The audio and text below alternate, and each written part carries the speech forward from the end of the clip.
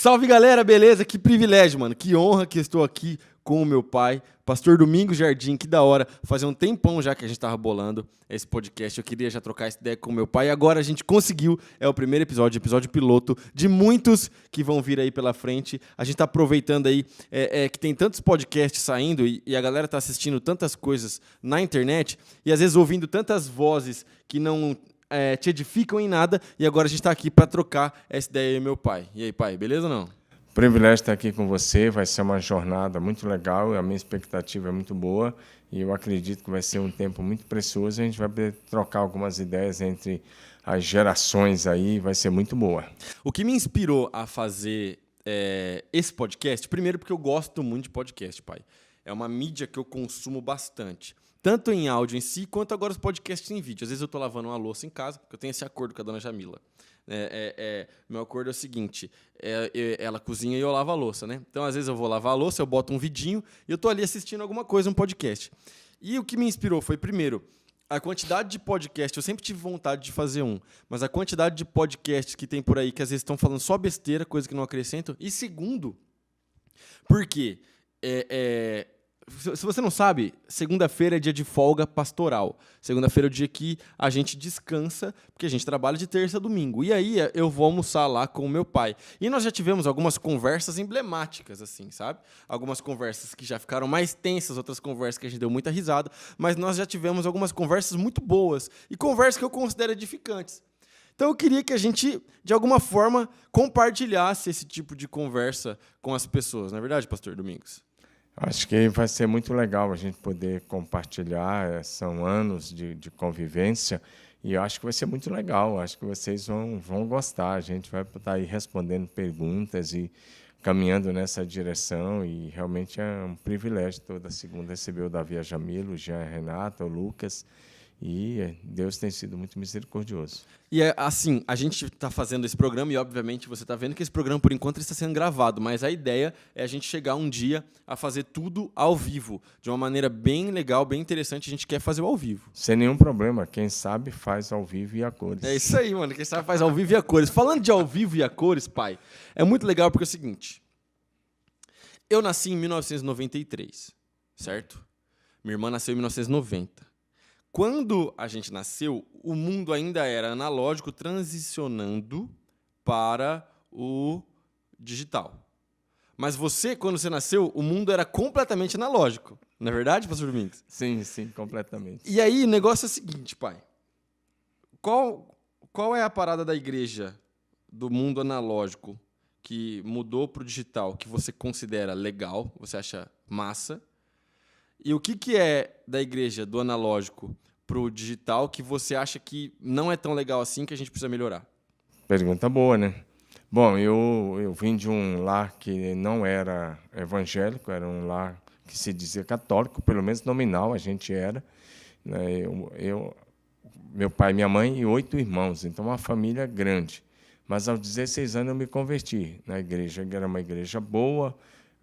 Na época isso era norte de Goiás. Qual igreja que era? Hoje é Tocantins, primeira igreja batista de Tocantinha. E naquela época nem se falava em nada de digital, né? Eu estou com 59, então menos 16, então estamos falando de coisas de 43 anos atrás. A igreja tinha o quê? Uma máquina de datilografia, um mimeógrafo, que a nova geração nem sabe o que é mimeógrafo, mas era um negócio a álcool que você rodava lá, tirava as folhas do departamento infantil e ia fazendo as coisas. Então a igreja não tinha nada de tecnologia. Mas, ao mesmo tempo, era uma igreja séria, era um povo bom, o caráter era muito mais trabalhado, tinha bastante coisa, era muito legal. Então, eu vivi várias mudanças, né? Logo, com 5 anos que eu estava na igreja, eu já fui direto para a faculdade teológica, né? E também na faculdade teológica não tinha muita coisa de tecnologia, era quem fez o antigo curso de datilografia, era máquina de datilografia. Boa parte do Brasil, a maior parte do Brasil era assim. Né? Eu fui para o seminário em 1984. Qual né? seminário que era? Seminário Teológico Batista do Tocantins. Né? Hoje, acho que ele fica lá em Araguaína, Tocantins. Né? Na época era Carolina. Né? Ali no campo do Tocantins, né? Que pegava parte sul do Maranhão, parte sul do Pará e norte de Goiás. Hoje é Tocantins, Pará e Maranhão, essa parte ali. Então, mas eu sou do Tocantins, né? E me converti lá, 5 anos fui para a Faculdade Teológica, também não tinha isso. Mas nós vivemos várias mudanças, por exemplo, a parte musical. Nós já vamos só adiantando um ponto aí. Quando eu me converti, a igreja só cantava hino do cantor cristão. Tem algumas igrejas que insistem até hoje só cantar hino do cantor, ou da harpa cristã. Tem muita coisa assim. Mas a gente foi vivendo essas mudanças, houve um avivamento na musicalidade. E aí a gente, por exemplo, aqui, eu me formei lá e fui ser pastor direto em Curitiba, um grande centro, uma excelente cidade. Uma cidade de Curitiba, uma cidade linda, bonita. Você nasceu lá, né? A Renata nasceu lá, nossos filhos nasceram lá. E depois eu vim para cá. Quando eu cheguei aqui, a igreja não era muito diferente. A igreja tinha 100 e poucos membros, a igreja tinha uma máquina de datilografia elétrica, uma manual, tinha um mimeógrafo daquele, um projetor, um retroprojetor. Eu lembro do retroprojetor. Não era projetor multimídia, um retroprojetor que você escrevia à mão, com a caneta lá, que escrevia naquela transparência, e passava álcool depois, passava um algodão lá, um pano, limpava e escrevia a música do próximo domingo. Então, nós estamos vivendo essas transições aí, e Deus deu crescimento. Hoje nós somos uma igreja considerada bem avançada nessa questão digital, que foi a sua pergunta, né? Hoje nós fazemos cultos, todos os cultos já há vários anos são transmitidos pelo YouTube, Instagram, Facebook, de maneira que quando veio aí a pandemia, para nós não era tanta novidade. A gente já tinha uma estrutura para lidar com o online, né? Tinha uma estrutura e tinha anos que já vinha sendo transmitido, a gente só melhorou um pouco isso. Eu acho que o que aconteceu com a gente também a respeito da pandemia foi também uma mudança de mentalidade, porque fazer um culto online, a gente tem que ter uma linguagem diferente, uma comunicação diferente, mas eu acho que tudo isso que você falou são coisas positivas, né? Tecnologia, sim, tudo isso nos auxiliou, sim, aumentou o nosso alcance, fez a mensagem chegar mais longe. Mas tem alguma coisa que você vê de negativo? A nível de tecnologia tem, sim. Eu acho que a nível o lado positivo é que a gente pode pregar aqui, ou eu posso fazer uma live como eu faço todo dia pela manhã, às 6h01, a minha live de oração. Fica aí, ó, 6h01 da manhã, uma live de oração, intercessão muito boa que a gente faz com muita gente participando ao vivo, de terça a sexta. E hoje mesmo eu estava lá na minha live, ontem também, e tinha gente do Japão. Ao mesmo tempo que eu estou aqui 6 horas da manhã, lá 18 horas, tem gente do Japão, tem gente da Europa, tem gente dos Estados Unidos, tem gente do Nordeste, tem gente do Sul, tem gente participando. Você está ao mesmo tempo conectado com pessoas no Brasil e no mundo. Sim. Esse é um lado, eu acho, altamente positivo, a rapidez com que você está se comunicando e esse público que é muito mais hoje, talvez, tecnológico do que um público que presencial. O problema que eu vejo é que o culto totalmente online, ele é deficitário no quesito comunhão. Com certeza. No quesito calor humano. As pessoas precisam não apenas ficar em casa conectado com um celular, com um computador, uma TV, mas elas precisam ser tocadas, elas precisam ser abraçadas, né? Agora não está podendo fazer isso há 1 ano, né? Eu acho que isso é uma coisa que vai ficar, talvez, se isso virar cultura, é uma coisa ruim, porque as pessoas elas precisam ser abraçadas, precisam ser tocadas. Eu espero que isso volte, né? O abraço é algo espiritual, eu acredito assim mesmo, assim, uma pessoa se sente acolhida, porque a gente tem testemunho de muita gente na nossa igreja, nas células, que a pessoa, o primeiro contato que ela teve com o amor de Jesus foi com o abraço do hospedeiro da célula, com o abraço do líder da célula. A pessoa chegou ali, tocou a mão, abraçou, e a pessoa de repente falou assim, sei lá, eu fui rejeitado a vida inteira e agora Deus me acolhe através dessas pessoas, através dessa comunidade. Então, o lado negativo é esse de você não poder tocar, de você não poder abraçar, de você não poder estar junto. E as pessoas também, o outro problema é que as pessoas vão cada vez mais se isolando. E as pessoas vão se isolando dentro da sua própria casa. E o isolamento é algo que leva a pessoa para a depressão. Tanto é que nós estamos tendo um tempo de muita depressão. Se você der uma olhada, as pesquisas estão aí, os consultórios de psiquiatras e de psicólogos e de psicanalistas estão lotados. As pessoas, aqui mesmo nós temos um grupo de psicólogos recebendo as pessoas, e toda semana a gente recebe muita gente que está precisando de ajuda, e a gente procura ajudar os pastores e os psicólogos da igreja, fazendo isso gratuitamente. Agora, quanto mais houver isolamento, mais as pessoas vão ficar definhando espiritualmente dentro de casa. E o cristianismo, a igreja é o corpo de Cristo, essa comunhão de corpo, esse abraço que você falou, esse aperto de mão, estar junto, celebrar e encorajar uns aos outros, isso se acaba perdendo os mandamentos recíprocos do Novo Testamento, que é esse uns aos outros, né? E esse estar perto e essa comunhão. Uma análise que eu faço é o seguinte: a vida virou on demand para praticamente tudo, né? Então, por exemplo, a vida virou como se fosse um catálogo da Netflix. E aí o cara vai lá, Netflix, por exemplo, ontem à noite eu assisti um filme com a dona Jamila, né? Então eu vou lá, eu ligo a televisão, eu vou passando os cartazes até eu encontrar o filme que me interessa e eu assisto um filme com ela. Assisti um filme bom, inclusive, com ela. O filme do Tom Hanks. Mandei mensagem pra mãe pra você assistir com ela. Da hora. Histórias do Mundo. Relatos do Mundo. O filme é bom, Relatos cara. do Mundo. O filme é bom. É um filme de faroeste, mas é da hora. Tem uma história bem bonita, muito emocionante. Vale a pena. Fica a indicação. Mas aí, o cara traz essa realidade de catálogo pra igreja, pai. Então, por exemplo, ele tá no domingo em casa... Domingo, que é o dia do Senhor, domingo que seria o dia onde ele iria congregar com a igreja dele, onde ele iria se encontrar com os irmãos, o que ele faz? Ele abre o YouTube e aí ele começa a caçar culto ao vivo, porque todas as igrejas estão fazendo culto ao vivo agora. E aí, por exemplo, ele liga lá, o pastor Domingos Jardim. Só que o pastor Domingos Jardim está pregando a mensagem sobre o Apocalipse. Ah, eu não tô legal para ouvir o Apocalipse. Ao invés dele permanecer nessa igreja, ele fecha, ele abre a igreja do bairro dele, a outra igreja e tal, e ele vai lá.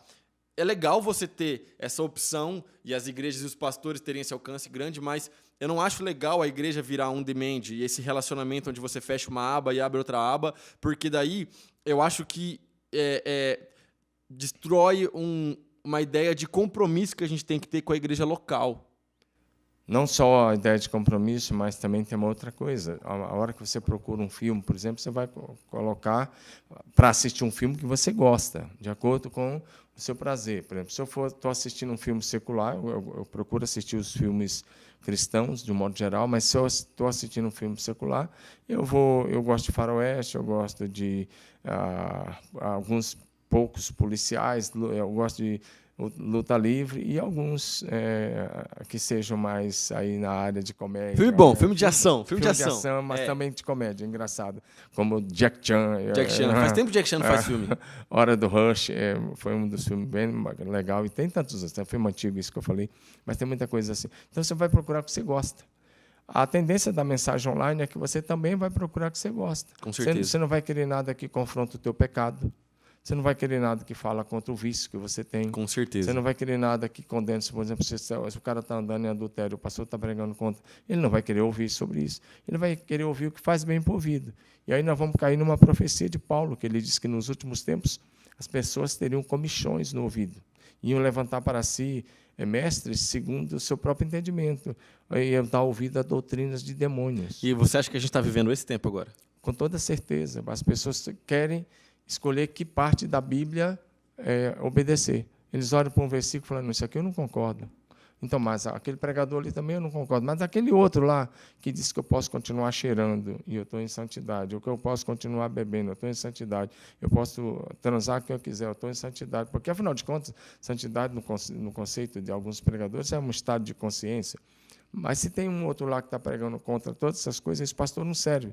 Ele vai querer ouvir aquele que prega aquilo que faz bem à sua consciência, ele dá uma aliviada na consciência no domingo, como você disse, manda lá uma contribuição que ele acha que é necessário também para aliviar a consciência, fala, estou fiel, e eu, de acordo com esse pregador, aquele outro pregador que eu gosto, que Mas eu dependendo curto, também, cada domingo ele contribui numa igreja numa missão diferente, né?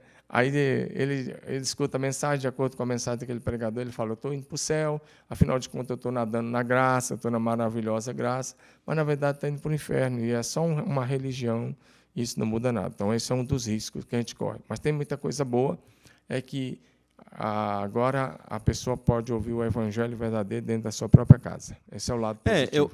Com certeza. E eu acredito que o positivo é muito maior que o negativo. Sim. Eu gosto de pensar na tecnologia e nas coisas que envolvem tecnologia como assim, a tecnologia não tem moral em si mesma. Ela não é boa ou ruim. Sim. Ela pode ser boa ou pode ser ruim. Depende de quem usa. É igual uma faca. A gente pode usar a faca para passar a manteiga no pão ou para ferir outra pessoa. Sim. Eu penso na tecnologia dessa forma. E eu acho interessante essa análise, porque, por exemplo, no tempo que a gente está vivendo, esse tempo de pandemia, que não está fácil para ninguém, e está todo mundo no mesmo barco, pessoas, por exemplo, que estão hospitalizadas, mas que ela está lá, às vezes, com um celular, igual o pai da Jamila. O pai da Jamila ficou internado 15 dias. Sim. Ele só tinha o celular, fone de ouvido dele. Não deixaram entrar nem a Bíblia dele. Foi um negócio muito louco. A pastora foi levar a Bíblia no hospital, mas não deixaram entrar a Bíblia. Entrou o celular e o fone de ouvido. E aí, ele, através do celular, ele ligava para a gente, claro, ele conversava com a gente, mas ele também poderia assistir o culto. Sim. Eu mesmo tinha algumas pessoas internadas aqui mesmo em Marília, na Santa Casa ou no HU, que eu orava com eles, internado todos os dias e usando o FaceTime, né? Ou pelo WhatsApp, mas chamada com vídeo, né? Eu fiz isso com várias pessoas e ainda faço com algumas pessoas, né, que estão internadas, a gente ora com vídeo. Deixa eu só falar uma coisa sobre isso. Quando eu me converti lá atrás, e até alguns anos atrás, a igreja, no máximo, a maioria, as igrejas grandes, no máximo, conseguiam ter um programa de rádio. E o rádio era uma bênção.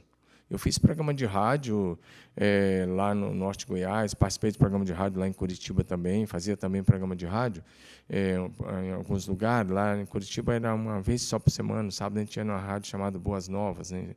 E era uma rádio cristã, mas lá no Norte de Goiás não, era a rádio Araguaia, de Araguaína, que a gente tinha uma participação no programa Boas Novas em celular. E esse programa, para você ter ideia, pegava todo o Norte de Goiás, parte do Pará, Maranhão, até no Ceará, e famílias inteiras se convertiam ouvindo rádio. Ouvindo rádio. Ouvindo rádio. E algumas organizações cristãs fizeram o alvo de cobrir cada metro da Terra com a mensagem radiofônica. A Rádio Transmundial foi uma delas, era um programa da Transmundial, e eles tinham a HCJB, que fica em Equador, Equador, né? Lá no Equador fica essa rádio, eles também têm o mesmo programa, participam desse projeto de cobrir cada metro quadrado da Terra com um programa na língua das nações, dos povos. Isso é muito bom. E hoje a internet cobre cada metro quadrado da Terra. A questão é se as pessoas estão conseguindo abrir a internet e também ouvir na sua própria língua nativa, nos seus próprios idiomas, nos seus próprios dialetos, a mensagem. Mas eu acredito muito no texto que diz: a terra se encherá do conhecimento da glória de Deus, como as águas cobrem o mar. Amém. E acredito que a internet pode ser usada, assim como o rádio foi tão usado, ainda continua sendo usado, porque depois as outras igrejas que podiam foram entrando na TV. Infelizmente, a TV brasileira é ocupada por pregadores que não têm compromisso com a palavra de Deus, com a verdade da palavra. Eles pregam muita coisa que dá, de acordo com as suas próprias crenças, muita distorção da Bíblia, e a gente sabe, e o pessoal de casa também sabe. Agora, tirando esses pregadores e essa linha de pregação que não é a nossa, que é uma linha totalmente aí voltada para outras coisas. É a teologia da prosperidade, né? Voltada para o lucro deles mesmos, né? Mas quem prospera mais são eles mesmos. Né? Eles falam que o povo vai prosperar, mas quem fica rico são só os... Eles mesmos. Agora, tirando essa linha da chamada teologia da prosperidade e outras coisas aí, depois a igreja foi para a TV e hoje nós estamos na internet. O que é interessante da internet é que a igreja não precisa ter dinheiro para estar na internet. Antigamente, como eu disse, a igreja precisava ter muito dinheiro para ter um programa de rádio, depois muito dinheiro para ter um programa na TV, era muita grana, muito caro, era caríssimo. E hoje a igreja faz isso praticamente de graça. Você só precisa ter uma câmera, né, algumas câmeras, um som básico, pessoa que te ajuda a gravar, alguém que te ajuda a produzir, você está... Conforme o tempo, a gente está querendo cada vez mais investir nessa estrutura e nesse formato. Esse é o primeiro episódio que a gente está fazendo. A gente ainda está testando algumas coisas, mas conforme o tempo a gente quer investir cada vez mais nesse formato aqui. Agora, não necessariamente a pessoa precisa começar com essa parada toda aqui, que a gente já está com uma estrutura legal. Eu conheço gente que faz transmissão de culto, pai. O cara liga uma webcam, a igreja na frente, e ele sobe direto no Instagram ali, no Facebook, e está transmitindo o culto dele. E está fazendo a parada dele, entendeu? E está alcançando pessoas e está abençoando a igreja. Por isso que eu falei, hoje o cara pode fazer isso até com o celular.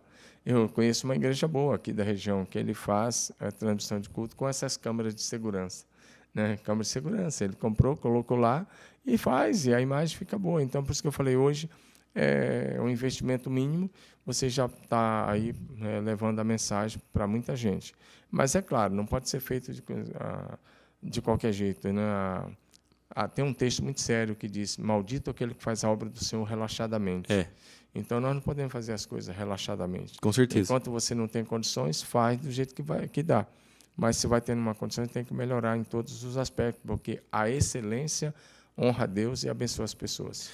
Você falou, pai, a respeito dessa questão dessa galera que acaba pregando o evangelho de uma forma recortada e também de pessoas que vão pegando o recorte desse evangelho para si e a própria pessoa vai fazendo seu próprio recorte, né? Ela vai pegando a teologia do pregador tal, não sei o quê, e ela parece que ela cria uma imagem, cria um conceito de cristianismo para si próprio e não um cristianismo verdadeiro. Certo? Certo. Pelo menos eu consigo observar esse fenômeno, principalmente em cidade grande, algumas coisas assim, onde as igrejas acabam se tornando, querendo ou não, às vezes mais impessoais, a igreja ficou muito grande. Enfim, como a gente combate isso? Essa pergunta é séria, né? Antes de falar como a gente combate, eu queria assim, só ajudar num ponto. Eu não acho que é simplesmente um conceito teológico, porque nós temos aí várias linhas teológicas. Uma hora a gente conversa só sobre linhas teológicas. Você tem várias linhas teológicas, mas normalmente as pessoas que já estão andando nessa estão na linha que nós chamamos de teologia aberta, ou foi chamado no início de teísmo aberto. Hoje ela é chamada de teologia universal ou universalismo. Isso que é assim que ela é conhecida, né? Universalismo. Eu vejo que, além de um conceito errado da Bíblia de fazer recorte, de querer obedecer aquilo que eu falei, escolher que parte da Bíblia obedecer, que parte serve, como se pudesse ser feito isso quando a Bíblia é a palavra de Deus, de Gênesis até o Apocalipse. Eu vejo que as pessoas fizeram uma coisa pior ainda. Elas criaram o seu próprio Deus. Sim. É um Deus imaginário que as pessoas criaram na sua mente, e elas adoram esse Deus que não é o Deus da Bíblia. Elas têm a Bíblia na mão, mas elas sempre, e a pregação é sempre idealizando um Deus paz e amor, um Deus light, que você não precisa ter grande compromisso, você só precisa ter um conceito e uma consciência sobre Deus. E aí, no final de contas, você vai estar garantido, está salvo mesmo, e é muito mais... É muito mais uma espiritualidade do que cristianismo de verdade. Então, é uma espiritualidade... que eu diria de capa, mas, ou melhor, uma espiritualidade que não tem nenhuma transformação interna. Você até age politicamente, você faz tudo para agradar as pessoas, e você faz o discurso politicamente correto, todo mundo gosta de você, todo mundo vai falar, que cara legal, é isso aí que eu quero seguir. E aí, isso que eu estava falando há pouco, né, que, na verdade, é uma distorção da Bíblia. A Bíblia você não pode distorcer, tem palavras muito duras. Aquele que tirar alguma parte da Bíblia, será tirado sua parte, né, da árvore da vida, do paraíso, da entrada no reino. Aquele que acrescentar, serão acrescentadas as pragas que estão escritas.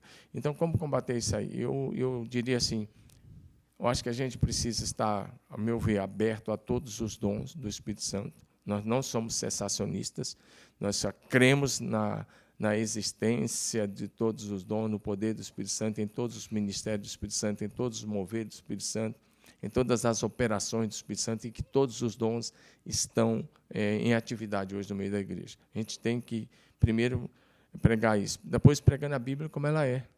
Como ela é. A mensagem do Evangelho de Jesus sempre começou com arrependimento, confissão de pecados, pedido de perdão, né? Novo nascimento, discipulado, cruz, né? A cruz. Não existe cristianismo sem cruz, e cruz para nós é a renúncia do pecado, do eu, de tudo aquilo que nos atrapalha. Cristianismo sem cruz é uma farsa. O centro, a mensagem da palavra de Deus, da Bíblia, do Gênesis, Apocalipse, tudo isso está apontando para Jesus Cristo e para a cruz. Não tem como a gente sair disso, né? O problema é que tem uma galera que isola a cruz e aí prega um Jesus só amor e aí cai naquele erro da graça e da hipergraça e esquece que o próprio Jesus também é um Deus de justiça e que essa justiça ela vai ser derramada, entendeu? Então eu acho que é algo muito sério a pregação do evangelho. Você prega... Quando você se tornou pastor, pai? Eu fui ordenado aos 25 anos, 1987. Bom, 1987, beleza. Julho de 87. Eu me tornei ordenado pastor em 2019. Mas função pastoral desde 2017. Então, eu sou uma criança ministerial perto de você, eu estou aprendendo, preciso comer muito feijão. Toda vez que eu vou preparar o sermão, toda vez que eu vou subir para pregar, eu sinto um peso de responsabilidade muito grande. Você ainda sente isso? Sim, se a gente não sentir esse peso, não tiver um frio na barriga, primeiro, se a mensagem não falar ao coração, não sei explicando para o pessoal de casa, a gente não recebe nada pronto para pregar. Você tem que orar e buscar em Deus e ver o que está em volta. Por exemplo, esses dias eu estou pregando sobre atitudes, as nossas atitudes em tempos difíceis, depois pregando uma visão vitoriosa, pregando sobre bom ânimo. Por quê? Porque as pessoas já estão cansadas de mensagem de morte, de mensagem de tristeza, de doença. Não tem um dia que a TV não fala centenas de vezes sobre a pandemia que está aí, nem vou falar o nome, sobre a pandemia que está aí, e as pessoas estão cansadas disso. E se chegar na igreja e ainda ouvir uma mensagem de morte, complica tudo. Nesse tempo, nós somos os mensageiros da paz, né? Mensageiro da paz, mensageiro da esperança. Temos que pregar isso. Mas nós não podemos esquecer. Além, como eu ia falando, o evangelho tem a ver com a cruz, tem a ver com o discipulado, tem que pregar a ressurreição, mas aponta também para a segunda vinda. Com certeza. Então, pregar um Deus light, que não vai julgar ninguém, que é pai de todo mundo, que é só amor, é só uma parte do evangelho. É pregar um evangelho mutilado. Não é o evangelho todo. O evangelho é graça, mas a base do trono de Deus é a sua justiça. E vai chegar um dia. Desde o Velho Testamento, a Bíblia diz que Deus vai julgar o mundo com a sua justiça e aos povos de acordo com a sua verdade. E, para isso, ele já determinou, ressuscitando Jesus Cristo dentre os mortos, é o que está em Atos 17. Por isso, a mensagem do evangelho passa pelo arrependimento, conversão, novo nascimento, discipulado, cruz, a crença firme na ressurreição, que é a doutrina central, e a segunda vinda de Jesus, né? E, claro, o poder do Espírito Santo que está aí para nos capacitar. Então, não existe esse evangelho barato, é um falso evangelho. Fuja dessa pessoa que está aí na internet só falando as coisas para te agradar, porque às vezes o pastor vai falar alguma coisa que pode gerar confronto, e o evangelho, ele gera confronto. A gente está fazendo aquela parada agora, acaba domingo, né? E a gente está lendo o Novo Testamento, a gente leu o Novo Testamento em 21 dias. Foi isso? Foi menos, acho que foi. Menos? Foi menos, foi 19 dias. 19 dias. Deu aí uns 14, 15 capítulos por dia. Parece que é muito, e é muito. Você precisa separar, para fazer desse jeito que a gente fez, eu estou precisando separar pelo menos 1h e 15 de leitura por dia. Porque senão eu não conseguiria fazer. Então eu tenho que parar ali. Eu estou fazendo no período da manhã. Eu comecei fazendo à noite e mudei para o período da manhã. E aí eu pego a palavra ali e pau no gato para a gente conseguir chegar. Mas é interessante porque, lendo a palavra de Deus, conforme os capítulos vão passando, existem capítulos que eu vou ficando impressionado. Eu sou uma pessoa que eu gosto de imaginar demais, então eu vou vendo a palavra, eu tento imaginar o cenário, as coisas, mas, ao mesmo tempo, parece que eu vou me sentindo confrontado e impulsionado a uma mudança, né? E impulsionado a uma vida de santidade. Eu acho que isso foi uma parada muito boa para mim. Eu leio a Bíblia inteira todo ano, mas eu faço isso passado, né? Então, eu faço assim, eu vou ali lendo 5, 6 capítulos por dia. Agora, ler o Novo Testamento, assim, esse intensivão de uma vez, foi muito da hora e gerou esse efeito para mim. Me fez muito bem, porque eu tive que ver menos outras coisas, sabe? Então, eu tive que ver menos podcast que eu gosto, mas eu tive que ver menos, até mesmo menos notícia, para dedicar essa 1h, 1h e 15 por dia à leitura da palavra. Então foi bom, porque para mim, sabe essa parada que você faz aí, que é o detox aí, que você vai e faz uma semana comendo coisa saudável para limpar o organismo? Para mim foi um detox. Para mim foi muito bom. Limpou minha mente de muita coisa ruim, sabe? Querendo ou não, apesar da gente ser pastor e da gente estar aqui exercendo a nossa função, a gente também é ser humano. E eu estava vivendo um tempo que eu estava meio ansioso, um tempo que eu não estava dormindo direito da forma como eu poderia estar dormindo. E aí, isso foi muito bom para mim, está sendo, porque acaba domingo, né? Ainda tem coisa para ler, mas é muito massa, porque esse detox fez bem para mim. Legal. Aí tem uma coisa bem interessante, é que não basta você ler a Bíblia. Você tem que deixar que a Bíblia leia você. Não é quantas vezes você leu a Bíblia, é se o texto está falando ao seu coração, é se o texto está entrando. Porque uma coisa, a gente que é pregador, é um risco muito sério, uma coisa é ler a Bíblia para pregar, outra coisa é ler a Bíblia para deixar Deus falar. É ler a Bíblia como voz de Deus, como palavra de Deus. Eu gosto muito da Bíblia, acho que você sabe disso, eu sei um pouco de Bíblia, pela misericórdia de Deus, eu devo tudo ao Espírito Santo. Um pouco. Devo tudo ao Espírito Santo. E que é um pouco mesmo, eu devia saber mais. Agora, a questão é bem interessante, é que eu não consigo ler a Bíblia sem uma caneta na mão, uma marca-texto, e sem poder fazer anotações. Esse tempo para ler 14 capítulos, se eu quiser ler rápido, eu posso ler isso em meia hora, mas não vai falar nada, vai ser uma leitura corrida. Mas se eu quero que aquilo entre no meu coração, eu tenho que ter ali minha marca-texto, minha caneta, marcando, fazendo chave. Se você pegar minha Bíblia, ela é completamente marcada. Às vezes fica até borrada demais. Mas não é pecado fazer isso. Pecado é não ler a Bíblia. Eu herdei esse hábito seu também.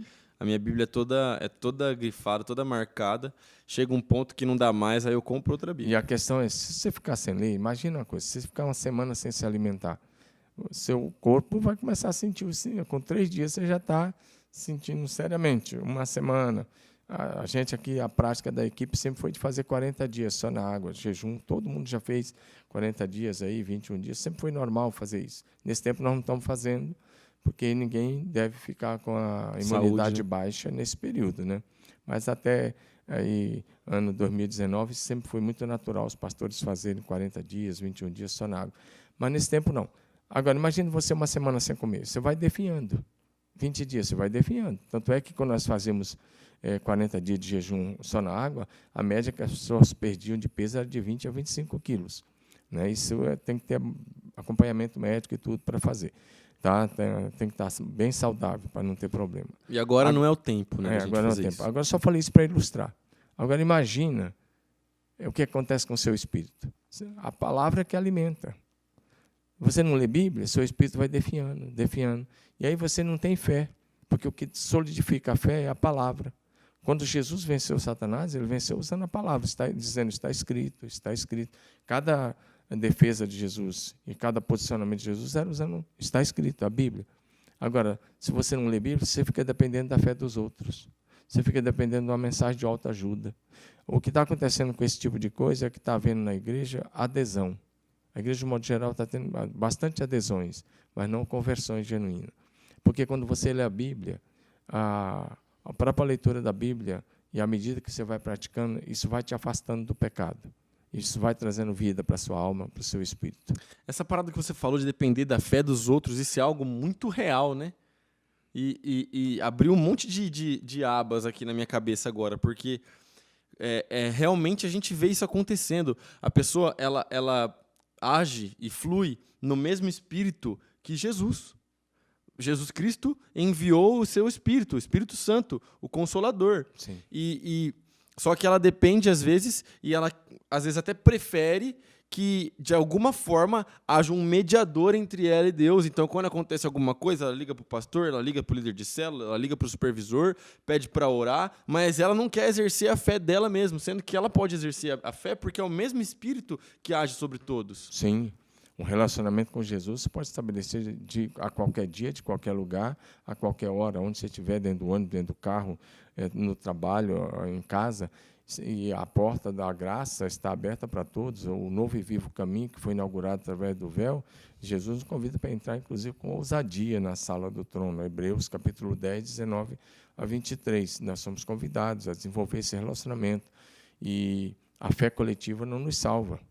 Né? Nós somos convidados a desenvolver um relacionamento real, mas, ao mesmo tempo, pessoal e prático. E não viver um cristianismo baseado na fé dos outros, mas na própria experiência, cada um precisa ter a sua própria experiência. O coletivo é para congregar, é para comunhão, é para compartilhar, para orar juntos. Agora, a salvação é individual. Exatamente. O coletivo é para você fazer adoração, celebração, comunhão com os irmãos, estar junto, encorajamento, exortar uns aos outros, encorajar uns aos outros, orar uns pelos outros. Isso é importante, é necessário, mas transferir uma experiência pessoal que você pode ter diariamente com Jesus para o outro, isso aí é uma negligência muito grande, é uma geração que não quer pagar o preço nem da oração, nem da leitura da Bíblia, nem do crescimento, mas simplesmente um cristianismo teórico. Isso foi algo que sempre me intrigou muito, pai, porque assim, estar na igreja, eu amo a igreja, eu amo demais a igreja, tanto que quando eu estava fazendo seminário, eu sentia muita falta de estar na igreja aqui, na nossa igreja, cultuando ao Senhor Jesus.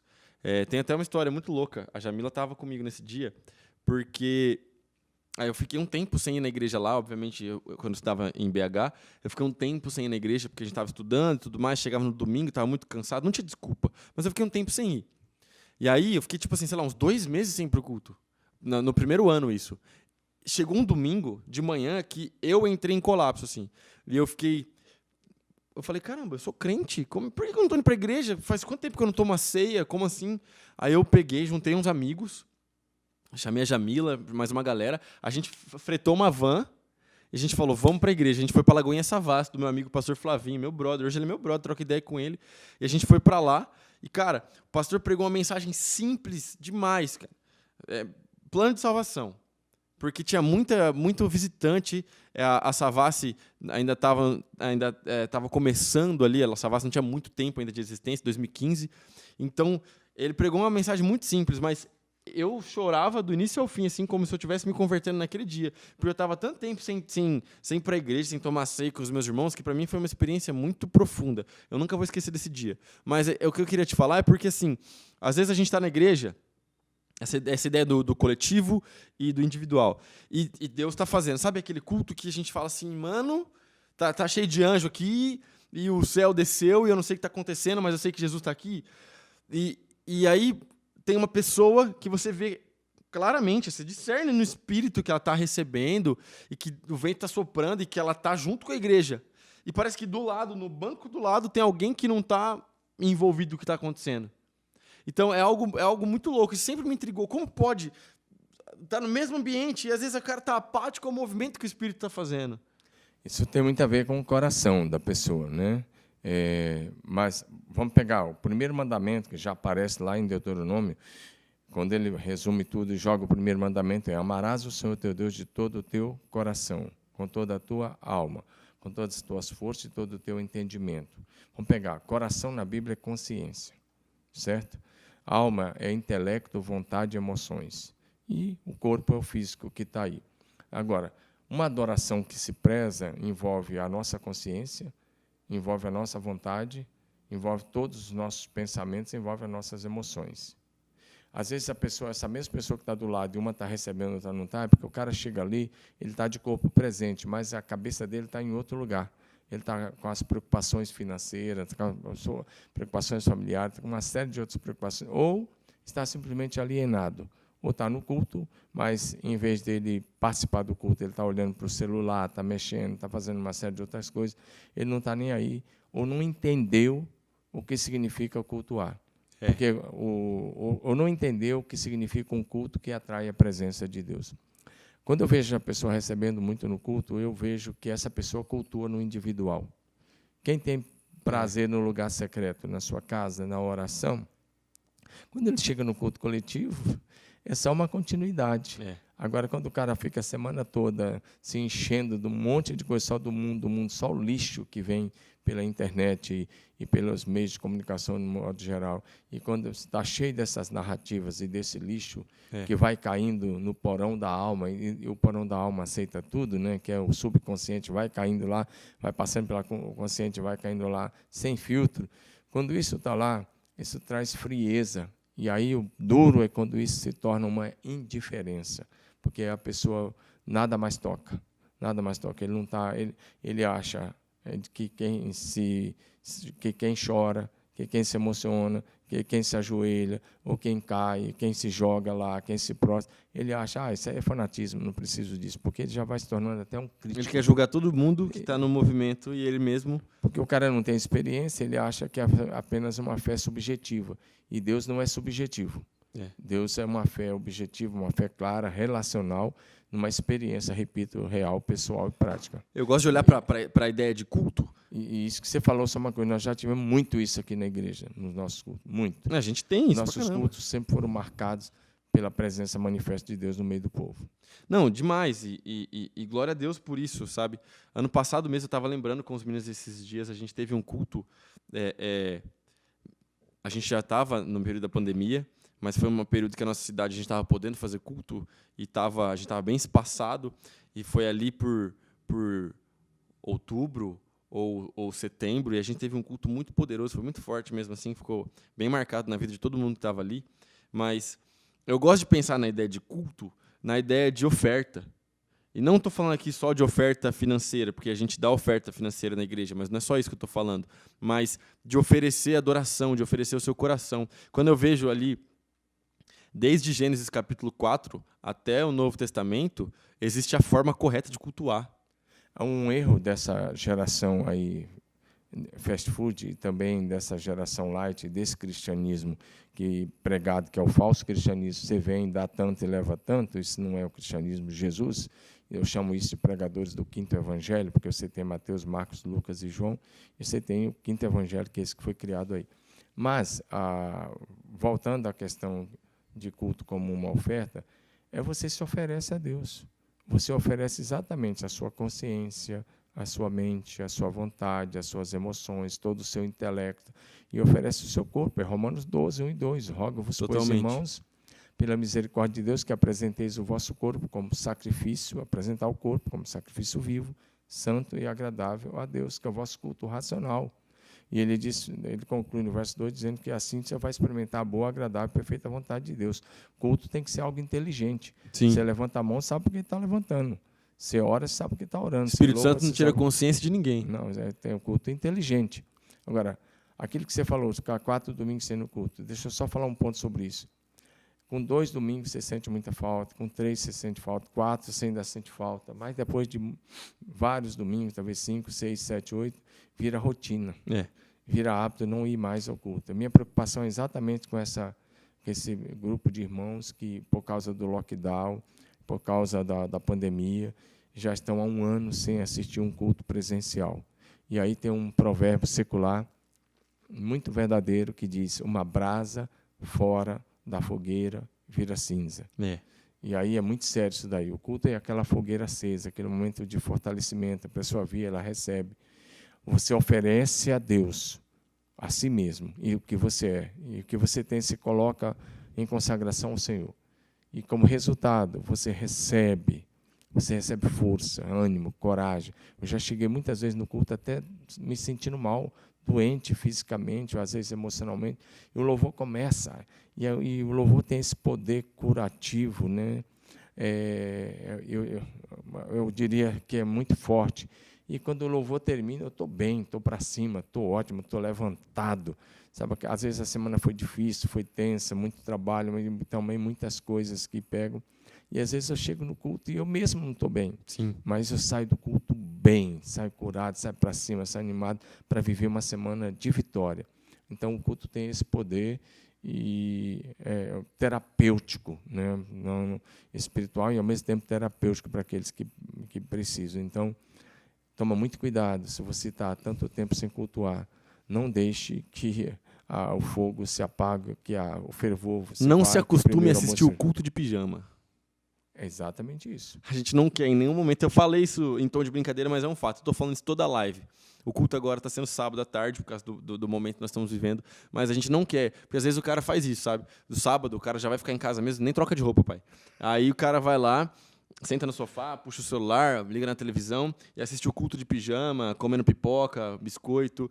E a gente não quer que você se acostume a cultuar a Deus dessa forma, não. A gente quer que você sempre se recorde, sabe? Sempre se recorde de tudo aquilo que você já viveu na igreja, do calor humano, dos seus irmãos, de como é estar na igreja, como isso é a fé cristã, e como isso é maravilhoso, para que quando a gente puder voltar, puder retornar, a gente volte com tudo e você esteja de volta e que você não tenha saudade de assistir o culto de pijama na sua casa, não. De forma alguma. A internet vai continuar, os cultos vão continuar sendo transmitidos online, como se for, mas se você quer um cristianismo verdadeiro, se você quer viver uma chama acesa, se você não quiser ficar como aquelas virgens que deixaram a lâmpada apagar e o azeite se foi, você precisa ter comunhão com os irmãos. Porque a comunhão com Deus, ela se manifesta na comunhão com os irmãos. Cara, a gente já trocou muita ideia. A gente está aqui já tem o quê? Quase 1 hora. Então, vamos caminhando para o final. Da próxima vez a gente vai trocar mais ideia ainda. E era isso que eu queria que compartilhar com a galera, sabe? Às vezes a gente teve tanta conversa boa, eu e meu pai, tanta coisa, eu falo assim, isso poderia abençoar outras pessoas, e eu espero que você esteja se sentindo abençoado. Se inscreva no canal da Primeira Igreja Batista de Marília, deixa seu like aqui, compartilha com todo mundo esse vídeo, assista, nós vamos postar alguns cortes também, vai ser bem da hora. Não deixe de se envolver com as atividades da igreja, e esperança e fé nesse momento que nós estamos vivendo, porque Jesus é o Senhor da história, a igreja nunca perdeu, a igreja nunca perde, a igreja sempre avança, a gente continua avançando, fica firme com Jesus e a gente se vê no próximo episódio. Estamos juntos até o fim e depois do fim, por toda a eternidade. Tamo junto, que Deus te abençoe, valeu!